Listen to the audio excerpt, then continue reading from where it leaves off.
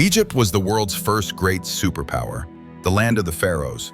The Prophet Muhammad, peace be upon him, clearly said before his passing, "You Muslims will surely conquer Egypt one day, but remember, when you do, treat the people there kindly, for they are your relatives."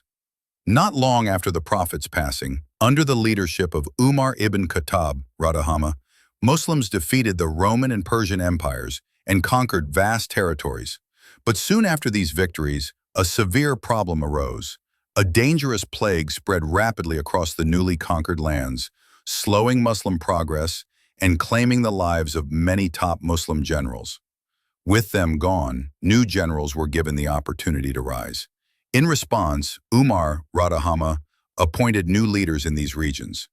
He made Amr ibn al-As, Radahama, the new army chief. After his appointment, the plague began to subside. When Umar, Radahama, learned of this in Medina, he himself traveled to the army to take control of the situation. Before leaving, he handed over control of Medina and the entire Arab world to Hazrat Ali, Radahama, just in case something happened to him during the journey. Ali, Radahama, would then automatically become the next caliph. Upon reaching Syria, Umar met with Amr ibn al-As, who presented him with a bold new plan. Instead of stopping here, they should set their sights on Egypt. But why Egypt? Muslims could have aimed for the capital of the Roman Empire itself, because Egypt wasn't just any land. It had been one of the richest regions on earth for thousands of years. Its power is mentioned repeatedly in the Quran. So how did Egypt become such a superpower? 5,000 years ago, the most important resource in the world was water, and the one who controlled the most water ruled the world. And Egypt had the greatest river of them all, the Nile. Thanks to the Nile's power, people from all over the world settled there, making Egypt the strongest and richest region on earth. From among these people rose King Narmer, who united Egypt and formed the world's first kingdom. But how do we know all this today? Look closely at these two tablets. These are the oldest Egyptian writings known to man, clearly depicting King Narmer. Over time, Egypt's empire grew stronger and ruled the world for the next 1,000 years. After being a superpower for a millennium, the pharaohs became convinced that no power in the universe was greater than theirs. One pharaoh then made a claim no one had dared make before. He declared himself not just king, but God. They created a religion around this idea. The pharaoh was a god, and people could only enter paradise by remaining his loyal slaves. This system kept the people from rebelling. But over time, their religion changed again. Now, not every pharaoh was a god, only the one whose body remained preserved after death. This started a race among pharaohs to preserve their bodies. This led to the world's first concept of mummies. When a pharaoh died, surgeons would remove his blood, extract his brain through his nose using a hooked tool, remove all organs, lungs, liver, kidneys, but preserve the heart in a separate jar. Then the body would be soaked for 40 days in a saltwater mixture. After that, the body was stuffed with sand to keep its shape, covered in oils and honey, wrapped in white cloth, and sealed in an expensive coffin. Inside were food, gold, and most importantly, the heart. This became the norm for every pharaoh.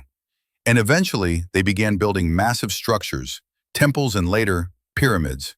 Each new pharaoh wanted a bigger pyramid than the last. One pharaoh, Khufu, built the largest pyramid ever. It held the world's tallest building record for 3,500 years until a church in London broke it. Today, Burj Khalifa is the tallest building, but even 12 Burj Khalifas weigh less than one pyramid. These pyramids were so large they could fit 2,000 trucks inside. But the cost of building them drained Egypt's economy. As pyramids got smaller, so did Egypt's power. At this low point in Egypt's history, a young slave boy was sold in its markets. He was beautiful beyond compare and adopted by a powerful minister. This boy grew up to be Joseph, peace be upon him, who later became Egypt's prime minister. He revived its collapsing economy and restored it as a global superpower. After his death, the descendants of Yusuf and his brothers, the Bani Israel, became Egypt's most powerful people. But a new pharaoh rose, destroyed the old dynasty, and created a new law. No outsiders were welcome in Egypt. Thus began oppression of Bani Israel.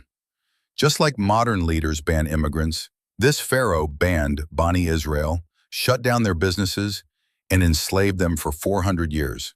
But they clung to one hope, that one day a prophet would rise to free them. That day came when a soothsayer told the Pharaoh, "A boy from Bani Israel will be born who will destroy your empire."